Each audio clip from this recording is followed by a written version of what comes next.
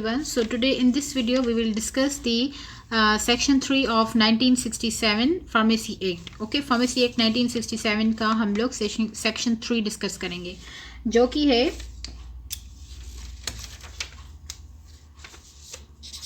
Establishment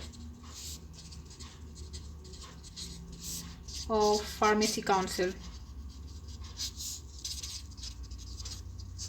ठीक है, Establishment of Pharmacy Council. अब इसमें क्या है, इसमें ये है कि after 1 year from the commencement of this act, मतलब एक्ट बनने के बाद 1 साल के बाद जो है इस्टेब्लिशमेंट होगी फार्मेसी काउंसिल की. ठीक है, तो 1 year के बाद जो है फार्मेसी काउंसिल इस्टेब्लिश हुआ.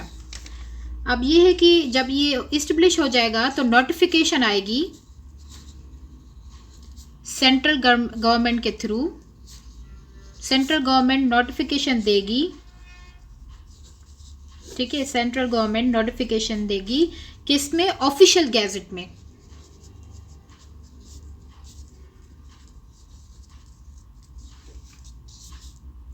ठीक है, नोटिफिकेशन आएगा through by the central government in the official gazette.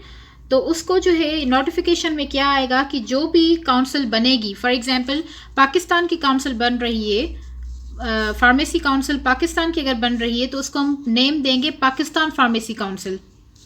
ठीक है, अगर तो वो प्रोविंशनल बन रही है, प्रोविंशियल मतलब सिंध, पंजाब, बलूचिस्तान, केपी, तो वो उसके प्रोविंस के नाम के थ्रू जो है वो उसको कहा जाएगा, like Sindh pharmacy council, Punjab pharmacy council, like this. Alright, उसके बाद दूसरी पॉइंट ये हो गई. अब थर्ड पॉइंट ये है कि थर्ड पॉइंट में है कि इसमें ये थर्ड पॉइंट में ये कहा गया है, मैं आपको नोट्स दिखा देती हूँ, आपके पास होगा अभी.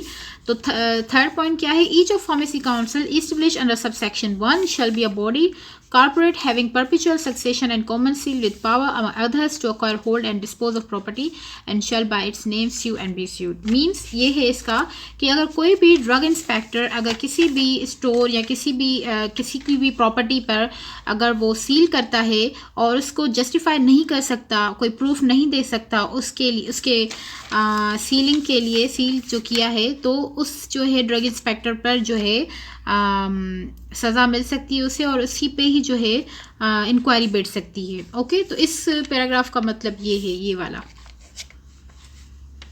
अब सेक्शन 4 पढ़ने के लिए आपको जो है दूसरी वीडियो देखनी पड़ेगी. Thank you.